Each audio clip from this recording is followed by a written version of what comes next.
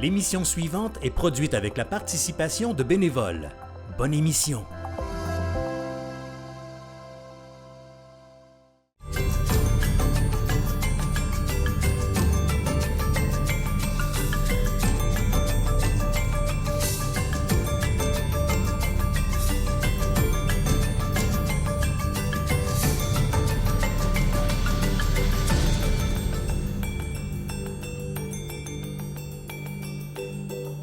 Bonsoir et bienvenue à une autre émission, Les Entrepreneurs. Mon nom est Claude Grenier. Ce soir, notre invité, David Junior Lauzon, vice-président commercialisation de l'entreprise Lauzon, qui possède 7 usines au Québec.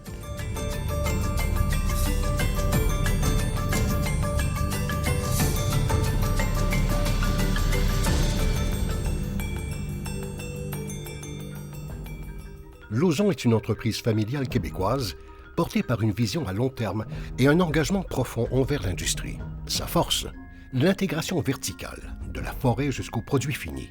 Lauzon maîtrise chaque étape pour assurer la qualité, la constance et la performance. Son succès repose d'abord sur ses 515 employés qui sont au cœur du savoir-faire de l'entreprise. Lauzon se développe autour de 3 axes. La vente de bois d'œuvre feuillus grâce à son expertise en foresterie et en sciage, les planchers de bois franc et d'ingénierie destinés au marché haut de gamme, et l'énergie, avec la production de granules qui valorisent la fibre et maximisent l'utilisation de la ressource. Leur mission est simple, bâtir durablement, ici même au Québec, une entreprise solide et compétitive pour les générations à venir.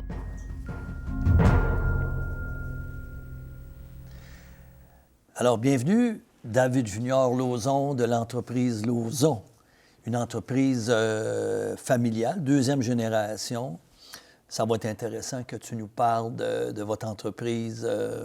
On va commencer avec toi, ton rôle dans l'entreprise. Tu es vice-président commercialisation. Tu vas nous expliquer un peu c'est quoi, mais parle-nous un peu peut-être de ton cheminement dans l'entreprise, là.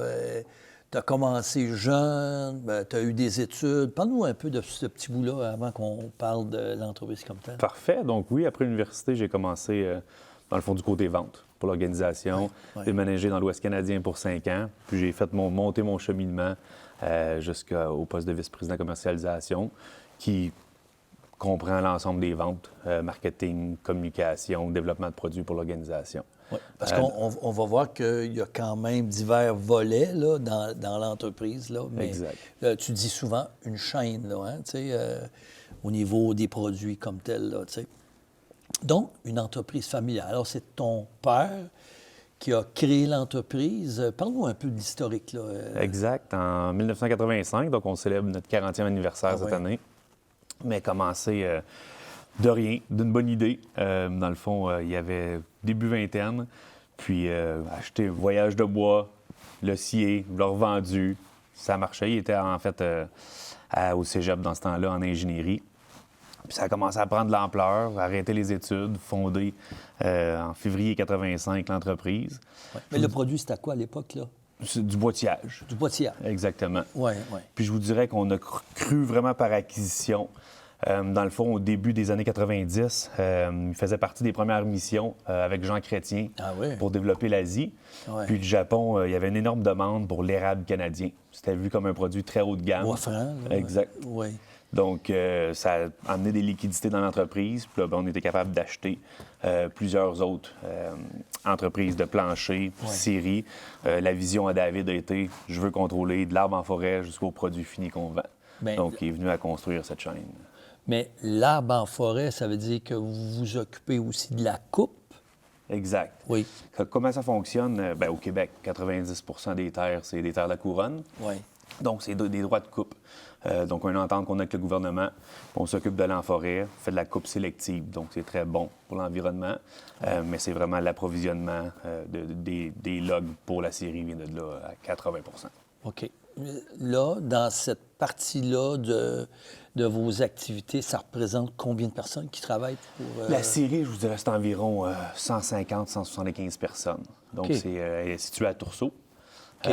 C'est la plus grosse scierie de bois franc au Canada. On coupe environ 15 à 16 de l'ensemble du bois franc coupé par année au Canada. Ouais. Donc, quand même, un gros volume, mais tout fait avec la coupe sélective, donc encore une fois, très sain pour l'environnement. Quand tu dis Tursault, là, on est dans la région de Gatineau et tout ça, là. Exact. Pourquoi Tursault? Vous êtes originaire de cette région-là? Exactement. Plus précisément, Montebello. Donc, en OK, Outaouais. Montebello. C'est ça, par acquisition, comme je vous disais. Donc, on a des usines à Papineauville, Tursault, Maniwaki, Saint-Norbert, Facette, Saint-Paulin.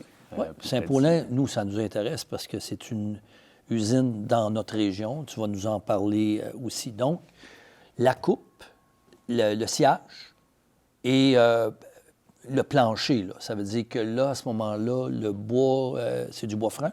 Exact. Puis ça, c'est-tu à Tursault que vous faites votre bois franc? Ou, pour les planchers, Papineauville. Puis Papineauville. ensuite, on a 2 lignes de finition, une à Maniwaki, une à Saint-Norbert. Donc, OK. aussi près d'ici. Oui. Puis pour vous donner le portrait, là, tout passe par la série. Puis ensuite, c'est là qu'on vient diviser un peu nos 3 grands segments. Le bois de sciage. Donc, tous les hauts grades de la série, c'est vendu sur le marché pour les meubles, armoires.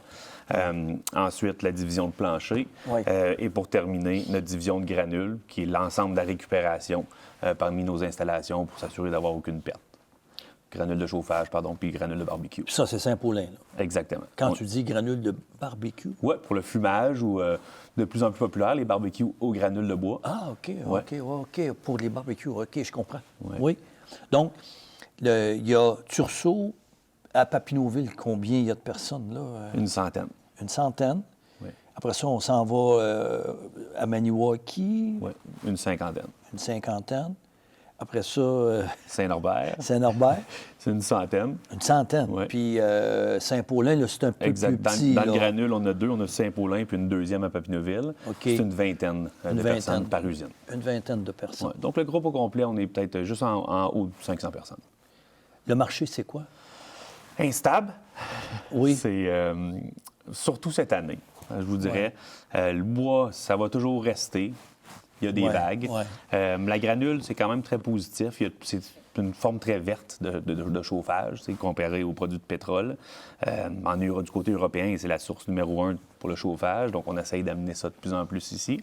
Donc, c'est un marché qui va quand même bien. C'est certain qu'on dépend beaucoup de la température. Hein. Les hivers froids, les ventes de granules sont bonnes. Les hivers plus chauds, ça ralentit. Oui. Puis, pour le plancher, c'est principalement Amérique du Nord. Oui. Notre ratio est environ 50-50 Canada-USA. OK. Donc, c'est certain, cette année, avec le nouveau président américain, un Parle petit peu des plus tarifs, là. les tarifs, le risque. Ouais. À date, on était chanceux dans le bois dur. Les résineux, ils ont eu beaucoup de tarifs, mais dans le bois dur, on n'en a pas. À 3 fois, il y a eu le menace, en début d'année, de risque de tarifs.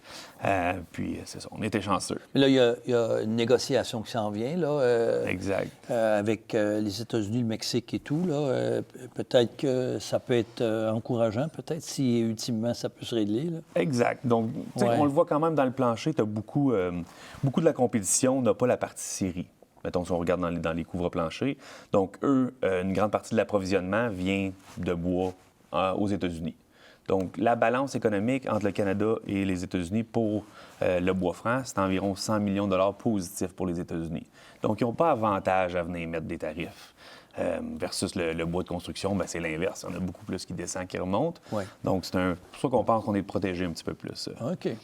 Là, dans notre segment. le fondateur, qui se trouve être ton père, David, Exact. David Lauzon, lui, tu disais, quand ça a démarré, il était dans la jeune vingtaine, puis là, est-ce qu'il est toujours dans l'entreprise? Toujours très actif. Oui. Donc, c'est certain qu'avec moi, du côté commercialisation, il se concentre beaucoup opérationnel. Donc, on a beaucoup de plans d'investissement. On a commencé il y a environ 1 an et demi. On avait un plan d'environ 25 millions de dollars sur 3 ans pour réduire ou automatiser le plus possible nos installations. Donc, être capable de produire plus avec la même force d'employés qu'on a aujourd'hui. C'est certain que les main-d'œuvre a été un défi. Depuis le COVID, c'est un Oui. défi pour beaucoup de gens. Oui. Donc, on essaie de se protéger de ce côté-là. Puis, à date, ça va bien. On est rendu à 50 de notre phase d'investissement. Puis, c'est bien parti jusqu'à date. Tu es identifié comme étant la relève. Exact. Et ultimement, tu vas avoir à piloter l'ensemble des entreprises du groupe, là. Comment tu envisages ça? Comment tu vois ça? Te sens-tu prêt? Parce qu'on sait que c'est un défi, la relève. Les statistiques ne sont pas toujours, favorables. Comment tu vois ça? Exact. Surtout pour la première génération qui reprend. Mais non, je vois ça positivement. Oui. Honnêtement, j'ai été dans l'entreprise depuis ma jeunesse. Hein. Les étés, pendant qu'on était à l'école, on travaillait dans l'usine. Quand tu dis « on travaillait », tu n'étais pas le seul enfant de la J'ai famille? une sœur aussi. Une sœur qui n'est pas dans l'entreprise aujourd'hui, très près, en médecine. Fait que, quand même en très forte demande présentement. Oui. Mais c'est ça. Donc, j'ai été impliqué toute ma vie dans l'entreprise. Oui. Est-ce que tu as travaillé dans les différents plans? Oui, dans les usines, principalement Papineauville, parce qu'on habitait proche de là. OK, oui. Mais oui, les étés, une semaine de nuit, une semaine de jour, Non, mais est-ce que tu allais à Maniwaki, J'ai plus travaillé à Papineauville. Je me suis promené beaucoup dans les sites, mais surtout quand j'étais plus jeune. Qu'est-ce que tu faisais comme travail, par exemple? Travailler, dans le fond, au bottage. Donc, on grade une planche de bois, on coupe les défauts. Donc, j'ai fait ça, le micro-V. Je me suis promené beaucoup côté marketing quand j'étais un petit peu plus vieux à l'université. Tu as fait tes études où? À Montréal. À Montréal? Oui, j'ai fait mon bac en administration avec à l'Université de Montréal? Du Québec. Du Québec à Montréal? Exactement. OK, oui. Donc, ça t'a permis de voir l'ensemble des opérations. Tu sais, vraiment, tu l'as dans la tête. D'avoir une bonne connaissance, une bonne vision. C'est du début à la fin. Est-ce que, plus tard, ta philosophie, t'es jeune, ton père peut-être un certain âge, est-ce que ta philosophie va être semblable à celle de ton père, de la façon qu'il dirigeait, ou tu vas avoir ta couleur? Comment... C'est certain que je vais y mettre mon grain de sel un peu plus, mais je suis très similaire. L'ensemble de valeurs est très similaire. Puis mon père, ça a toujours été ses employés. Hein? Puis c'est ce qui fait la force de notre organisation aujourd'hui, notre équipe, les gens qui nous entourent. Puis ça, j'ai été élevé dans le même moule, puis je suis à 100% du même avis. Je pense qu'il faut une équipe pour accomplir, il faut une équipe pour grandir. Fait que c'est certain qu'il me donne une base très, très, très solide. Fait que ça va être de poursuivre ça avec des gens comme nous qui veulent grandir, mais en équipe. Est-ce qu'il y a une autre génération qui pousse en arrière, là? 2 petites filles, 3 ans et demi, 6 ans. Jusqu'à présent. Puis ma sœur, même chose, 2 enfants, une petite fille puis un petit garçon. Donc, ils sont encore très jeunes. Très jeunes. Mais est-ce que tu vois ça, une 3e génération? C'est ce qu'on espère, c'est ce qu'on souhaite. Continuer de grandir puis que ça continue. Aujourd'hui, je vous dirais que 2008, 9, 10 a été très difficile pour nous. Donc, M. Lauzon, il a remis beaucoup d'efforts, il y croit. On a un plan d'investissement, encore une fois, majeur présentement. Le bois, c'est une ressource naturelle, c'est noble. Il en pousse plus qu'on en coupe par année. Fait que je vois vraiment ça comme un facteur important dans le futur. Donc, de notre côté, on voit un 3-5 ans très positif. Le manque de maisons, la nouvelle construction qui va recommencer. Donc, oui, on est là pour plusieurs générations. De façon générale, tout secteur confondu, si on fait exception de l'attitude de notre voisin du Sud, là, mais c'est quoi les difficultés que le type d'entreprise que vous avez, que tu as à gérer, vous pouvez avoir de façon naturelle, là, c'est quoi les difficultés que vous avez à... Je vous dirais les défis... j'ai pris mon rôle à la vice-présidence en 2019. Puis, COVID. Après ça, chute, la nouvelle construction à la suite du COVID. Même les rénovations, ça s'est tout fait pendant ces 2 années-là. Donc, par après, côté vente, c'était difficile, ça a retombé. On a reparti vers un cycle positif, président américain. Donc, je vous dirais que c'est beaucoup de choses hors de notre contrôle. Puis, les bases, je trouve qu'on regardait avant. Nous, on dépend de la nouvelle construction. La nouvelle construction est bonne, les affaires sont bonnes. La main-d'œuvre aussi, on va aller à la pause quelques instants, puis on va revenir dans la 2e partie. Mais tu sais, la main-d'œuvre aussi, là, je ne sais pas s'il y a de la main-d'œuvre immigrante là, avec vous autres, c'est un défi ça aussi. Alors, on va aller à la pause et on revient, David, pour la 2e partie. Merci.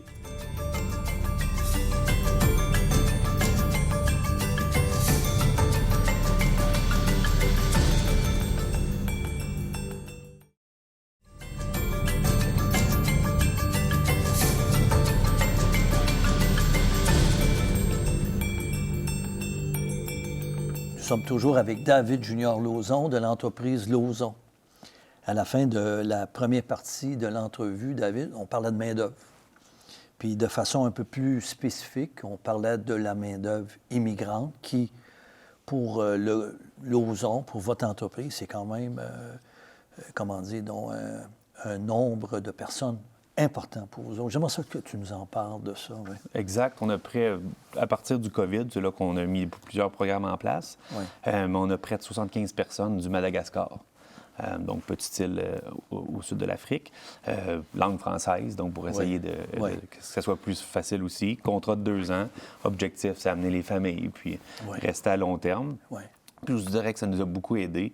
Conditions en usine, pas toujours faciles. Donc, notre projet d'optimisation, c'est d'être capable d'avoir des rôles plus techniques, qualifiés, puis en même temps être capable de donner des meilleurs salaires. Donc, c'est pour ça que dans notre plan d'optimisation, toute tâche à non-valeur, on essaie de l'automatiser pour donner des tâches à valeur ajoutée à nos gens. Oui.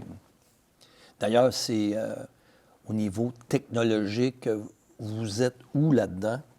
Comme entreprise, là, on parlait d'un projet majeur. Là. Est-ce que ça inclut justement la mécanisation, de la robotisation, de la... Exactement. Donc, je vous dirais, ça a commencé avec la série. C'est notre plan de 3 ans, puis on découle jusqu'aux usines de plancher et finition par la suite. Oui. Donc, même à Noël, là, on a un gros investissement à notre usine de Saint-Norbert, près d'ici. Oui. Mais côté série, en exemple, le classage du bois. Hein, c'est une profession qui est difficile à trouver des gens, les vrais classeurs. Donc, ça, c'est pour déterminer... Le grade. Le grade, oui. Donc, la qualité du bois, dans le fond. Exactement. Donc, ce qu'on a fait, il y a 2 ans, c'est investi intelligence artificielle. Donc, c'est la première série de bois franc en Amérique du Nord qui utilise l'intelligence artificielle pour grader le bois. Donc, c'est quand même... c'est avec un lecteur optique? Exactement. Ça voit, puis ça l'apprend, puis on donne des specs. Puis de là, il va classer le bois en conséquence. Fait qu'on peut prendre ces postes-là puis le distribuer ailleurs à plus grande valeur dans l'entreprise. Mais quand même, c'est une très belle innovation. Avec un petit ramp-up, mais une très belle innovation. Parce qu'il n'y a pas 46 000 solutions là, au niveau de faire exécuter le travail. C'est bien, il faut avoir de la main-d'œuvre. Puis là, de la main-d'œuvre, bien, dans les dernières années, c'était un petit peu plus difficile. Donc, on a fait appel à des personnes de l'extérieur, des personnes immigrantes. Et l'autre solution, bien, c'est ça, c'est la robotisation, la mécanisation le plus possible. C'est ça. Puis c'est des investissements quand même importants. Est-ce que vous avez de l'aide là-dedans par le gouvernement ou est-ce que tu peux nous parler? Là, oui, en fait, oui, il y a eu plusieurs programmes, je vous dirais, dans les 4-5 dernières années, surtout en rapport aux technologies. Donc, si au Québec, si on était les 2 premiers en innovation d'une nouvelle technologie pour une des machines dans une des chaînes, il y avait des subventions, donc l'aide du gouvernement. Donc, on en a profité, c'est certain, pour essayer de rentabiliser l'investissement. Puis malgré ça, ça se rentabilise sur plusieurs années, mais quand même, ça nous a donné un bon coup de pouce. On n'a comme pas le choix aussi, là. Exact. On n'a comme pas le choix. Hein. Il faut aller là-dedans. Par rapport à, mettons, des compétiteurs d'ailleurs, là, américains, européens ou peu importe, là, asiatiques à la limite, on se situe comment à travers cette concurrence internationale-là? Oui. Bien, j'apprécie que vous ouvrez la porte. Je vous dirais, là, on parlait des défis plus tôt aussi. Oui. Notre défi majeur côté canadien, je vous dirais, c'est l'Asie, la Chine. Parce qu'ils produisent du produit. La qualité du produit? La qualité est quand même là, mais c'est à moitié du prix qu'un fabricant canadien peut faire. Puis c'est vraiment du dumping. Puis, tu sais, il y a les États-Unis qui ont mis des anti-dumping et des tarifs pour protéger l'industrie. L'Union européenne, en janvier dernier, le fait partout. Le Canada, on n'est pas encore rendu là. Donc, c'est sur un marché de plancher de bois franc de 800 millions au Canada, il y en a la moitié qui est importée. Puis souvent, les arbres viennent d'ici. Ça fait que c'est ça qui est frustrant. Tu veux dire, on achète nos arbres, qu'on transforme ailleurs, qu'on nous retourne... Ils vont en Chine, se faire transformer en plancher, reviennent à 50 du prix qu'un fabricant canadien peut les faire. Oui, bien, c'était un peu la façon de faire des Japonais à une certaine époque. C'est-à-dire, ils achetaient notre acier ou nos matières premières pour nous retourner des produits finis à haute valeur. Mais c'est un défi qui est de concurrence qui est important pour vous autres, là. Exactement. Puis c'est beaucoup d'investissement du gouvernement chinois. Fait que, oui. Si c'est juste, avec les mêmes règles, malgré les employés qui payent beaucoup moins cher que les nôtres, les conditions qui sont très différentes des nôtres, je suis prêt à compétitionner, mais quand c'est de l'investissement du gouvernement pour tenir les usines à aller, c'est difficile. Puis avec les tarifs Canada que les États-Unis ont sur les produits chinois, l'Union européenne a sur les produits chinois de plancher, bien, le Canada, c'est un peu la dernière porte de sortie pour les Chinois. Donc c'est sûr que c'est un petit peu plus difficile dans le marché. Oui. Au niveau environnemental, de Lauson, vous vous situez où comme entreprise à ce niveau-là? C'est quand même une préoccupation.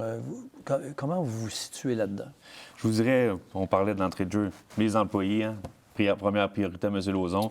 Puis la deuxième, c'est les forêts, l'environnement. Donc, entreprise très verte, notre cycle qui est carbone très positif. On est quand même très proche.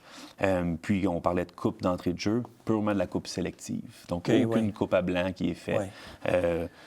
Souvent, les gens ont de la misère à comprendre un peu comment... Fait qu'on va en forêt, je voudrais qu'on coupe 20-25 des arbres matures. Donc, on essaie de prendre l'arbre avant qu'il meure, puis en même temps, on fait beaucoup de nettoyage. Parce que quand l'arbre meurt, le carbone sort, donc on veut prévenir ça. Puis tout arbre, s'il y a des gros vents, ça casse, bien, on va ramasser ça. Fait que c'est vraiment un petit recyclage de la forêt en même temps. Puis votre bois, il est où exactement, le bois que vous coupez? Je vous dirais 200-250 km alentour de Tourceau. Dans l'Outaouais, principalement, Laurentide. Exact. OK. Oui. Puis, mais c'est ça. Fait que, après qu'on est passé, je vous dirais, vous vous promenez dans le bois 1-2 ans après, tout est vert, il y a beaucoup plus de pénétration du soleil. C'est un cycle très positif pour la forêt. Empêche les feux de forêt parce que c'est moins dense. Donc, c'est ça. Un bon moyen de faire. Oui. Parlons maintenant de l'entrepreneur, David Junior, l'entrepreneur. C'est beaucoup d'énergie, beaucoup de temps. Comment tu gères ta vie à titre d'entrepreneur? Pour avoir une vie la plus équilibrée possible. C'est certain. Je vous dirais que j'ai regardé mon père aller quand que j'étais jeune, puis même chose, il était jamais à la maison. Aujourd'hui, je suis bien content. J'ai compris les sacrifices qu'il a fait durant ma jeunesse. J'essaie d'avoir une balance, puis grâce au fait qu'il est passé avant, je peux me la permettre, mais d'avoir une balance un peu plus équilibrée. C'est certain, pour le travail, je voyage beaucoup. Si c'est pas aux semaines, c'est aux 2 semaines. Mais je reviens toujours le vendredi soir, puis on passe la fin de semaine en famille. On est quand même une famille très proche, que ce soit mes parents, ma sœur, le souper du dimanche chez les parents. On est une famille très proche. Puis je vous dirais, la plupart du temps, on la passe dans le bois. Fait que chalet familial, dans la forêt. Puis c'est là que M. Lauson... Dans votre coin, là, exactement. Tourceau, là, puis tout ça, là. C'est là que M. Lauson, il retrouve son énergie. Ah oui. Y a-t-il des personnes dans l'histoire de Lauson qui ont été marquantes, à part ton père qui a fondé, mais d'autres personnes qui se sont impliquées, qui ont... en fin de compte, qui ont laissé leur marque, là, que tu aimerais souligner, justement, leur passage à Lauson, là? Bien, je vous dirais le début quand mon père a commencé, un monsieur Robert, un monsieur de Papineauville aussi, qui l'a bien aidé. Le monsieur avait une petite scierie, les fins de semaine, il laissait l'opérer pour scier le bois, le revendre, puis ils ont toujours été très proches. Puis après ça, un petit groupe qui s'est entouré depuis le début. On les compte même moins qu'une main, mais que ça fait 35-40 ans qu'ils sont avec nous. Je vous ai dit, on a grandi par acquisition. Certains de nos sites, comme Saint-Norbert, près d'ici, un de nos employés, c'est 54 ans qui est avec nous.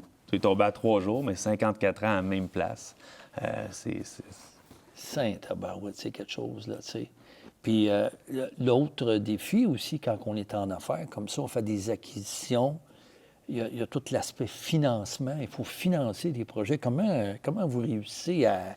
Tu sais, dans ce que tu peux nous raconter, là, mais comment vous réussissez justement à vous donner des plans de financement pour être capable de faire des acquisitions? C'est pas des affaires de 53 piastres, là. Oui, c'est des gros investissements. Oui. Avec qui vous travaillez? Bien, les banques? Banques principalement. Oui, mais mettons la Banque de développement du Canada. Développement économique Canada. Sont avec vous autres là-dedans. Il y a plusieurs organismes. Je vous dirais, si je recommencerais à un plus petit niveau, la SADC, c'est toujours une recommandation que je donne quand on me pose la question. Oui. Nous, c'est certain que c'est rendu un petit peu des plus grandes banques maintenant, Oui. mais le financement, il est clé. Puis, tu sais, en entreprise, il y a des hauts et des bas. Donc, d'avoir une bonne relation avec le financement pour les moments plus difficiles, c'est clé, parce que c'est toujours le cash flow. Oui, c'est le principal enjeu tout le temps. Hein, dans la vie de l'entreprise comme telle, ce que tu as vécu ou avant toi, parce que tu étais plus jeune, mais si tu avais peut-être à donner aux gens qui nous écoutent, qui sont intéressés à l'entrepreneuriat, tu dirais, ce bout-là, checker ça, là, qu'est-ce que tu leur dirais, là, de porter attention? Pas avoir peur de demander de l'aide. OK. Puis il y a plusieurs programmes, coach ou mentor. Quelqu'un qui est en affaires, puis même si c'est une business tout à fait différent, souvent c'est des réflexes de choses à regarder qui nous donnent. Puis après ça, bien, quand tu les regardes, tu peux voir en avant parce que on a tout le temps le défaut de regarder court terme, mais gérer une entreprise 1, 2, 3, 4, 5 ans en avant, c'est ça qui est important. Tous les facteurs avoir économiques qui influencent. Exactement. Est-ce que l'équipe de direction, vous faites ça, des activités justement pour revoir votre vision? Est-ce que vous vous donnez ce genre de pratique-là? Oui. Donc, on se fait un avec le comité de direction, puis un plus élargi avec nos directeurs. Mais on a un plan stratégique avec 5 piliers. OK. Clés, mettons, expérience client, croissance, pilier humain, opération financier. Puis à chaque année, on revoit nos stratégies, on les réajuste, puis aux 3 ans, on se fait un plan pour le prochain 3 ans. OK, c'est un plan sur 3 ans que vous vous donnez. Exact. Parce que vous avez une réalité un peu particulière comme organisation. Je te disais hors d'onde, là, tantôt. Tu sais, vous êtes une organisation éclatée dans le sens que vous avez des usines un peu partout au Québec. Tu sais, c'est pas toujours évident que de gérer dans ce contexte-là. Donc, tu sais, la communication, ça prend tout son sens. Tu sais, c'est un peu plus difficile. Quand tu as juste un établissement, tu sais, tu rassembles ton monde, c'est pas compliqué. Mais quand on a plusieurs établissements, c'est pas évident, là. Exact. Puis, je vous dirais, c'est un facteur. Le COVID a amené une facilité avec les vidéoconférences. Maintenant, chaque site est équipé. On va dans la salle, c'est des gros écrans. Fait que c'est comme si on était tout près l'un de l'autre. Puis à l'inverse, on est quand même en région, avec les villes que je vous ai mentionnées tantôt, les villages. D'avoir 500 employés à la même place, moi, je pense que ça serait un plus grand défi aujourd'hui. Peut-être, oui. Versus là qu'on est un petit peu... c'est ça. C'était tellement intéressant. On est rendu au bout de l'entrevue, David. Ça a été vraiment intéressant. L'histoire de Lauzon puis de votre fonctionnement. On vous souhaite le plus grand des succès en espérant que les défis avec notre copain du Sud puissent être, donc moins impliquants pour vous autres là, en affaires. Bien d'accord. Merci, Claude. Merci beaucoup, David Junior Lauzon de l'entreprise Lauzon. Merci beaucoup à toute l'équipe. Merci beaucoup à la maison de nous avoir écoutés encore cette semaine à l'émission Les Entrepreneurs. À la prochaine.